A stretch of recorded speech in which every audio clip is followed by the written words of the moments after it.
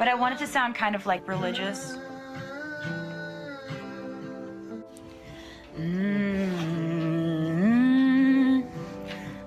Oh yeah, record that. Don't blame me, love made me crazy. If it doesn't, you ain't doing it alright. Lord, save me, my drug is my baby I'll be using for the rest of my life. Don't blame me, love. Do you want to sing your thing? I have to sing and play at the same time, you mean? Okay.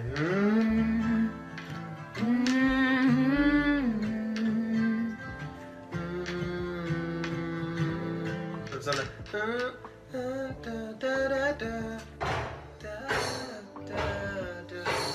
Yeah, that's cool.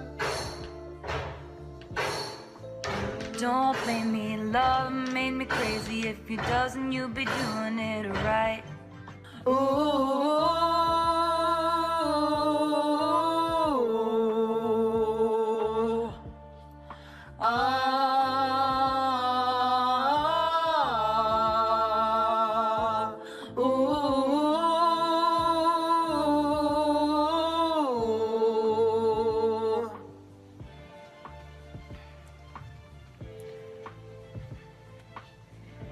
Don't blame me, love made me crazy. If it doesn't, you ain't doing it right. Lord, save me, my drug is my baby I'll be using for the rest of my life. Don't blame me, love made me crazy. If it doesn't, you ain't doing it right. Lord, save me, my drug is my baby I'll be using for the rest of my life. Gang vocals. Far away. Don't blame me, love made me crazy. If it doesn't, you ain't doing it right. Lord, save me, my drug is my baby I'll be using for the rest of my life. The gentle sound of a guitar filled the room. Just seconds later, her signature voice emerged, soft yet full of emotion. Listeners immediately realized they were witnessing something special. The song had never been released, and Swift seemed to be composing it on the spot, letting her emotion. Don't blame me, love made me crazy. If it doesn't, you ain't doing it right. Lord, save me, my drug is my baby I'll be using for the rest of my life.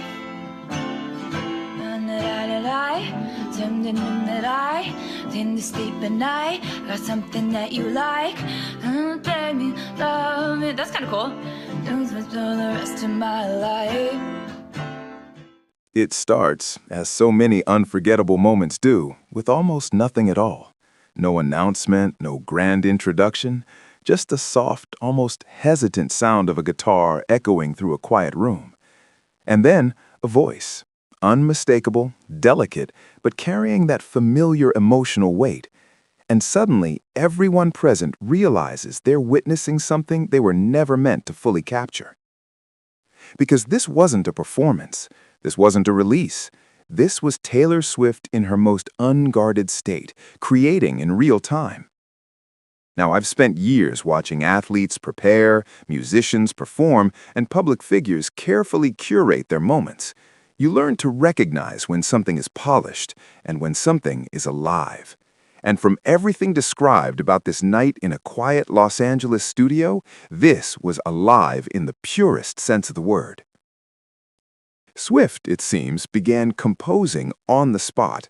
No script, no pre-written structure, just emotion guiding melody, and melody pulling words out of somewhere deeper than rehearsal.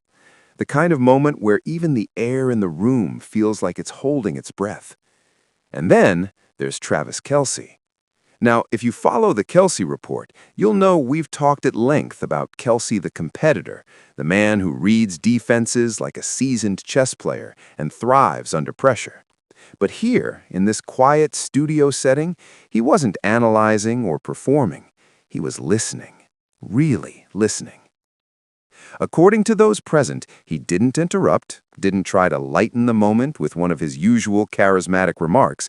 He simply watched, eyes locked in, as if trying to understand not just the song, but the emotion behind it. And I find that detail fascinating because it tells you everything about the shift from public figure to partner. If you appreciate these kinds of deeper human stories, the moments where the spotlight fades and something real takes its place, make sure to like the video and subscribe. That's exactly what we explore here on the Kelce Report. As the song unfolded, something curious began to take shape. The lyrics, as described, touched on long journeys, unexpected encounters, and that rare feeling of finding someone who doesn't just fit into your life, but completes it in ways you didn't quite expect. And let's be honest here, you don't have to be a seasoned analyst to connect the dots. It felt personal, almost too personal. There's a long tradition of artists drawing from their lives, but what makes moments like this different is the timing. This wasn't a polished track released months after reflection. This was raw emotion, surfacing in real time, with Travis Kelce sitting just a few feet away as both audience and perhaps inspiration. And when she reached the chorus, the emotional peak of the song, there was that brief silence that always follows something genuine. That quiet pause where people don't quite know whether to speak or simply sit with what they've heard. Kelce, in true Kelce fashion, broke it with a laugh.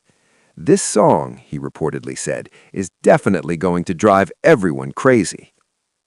Now that line might sound light, even playful, but there's something telling in it, because underneath the humor, there's recognition.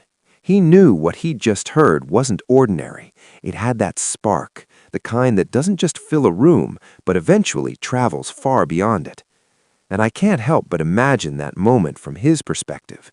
You're used to arenas, to noise, to thousands of voices rising at once, and suddenly you're in a quiet studio, hearing a song that may very well carry pieces of your own story within it.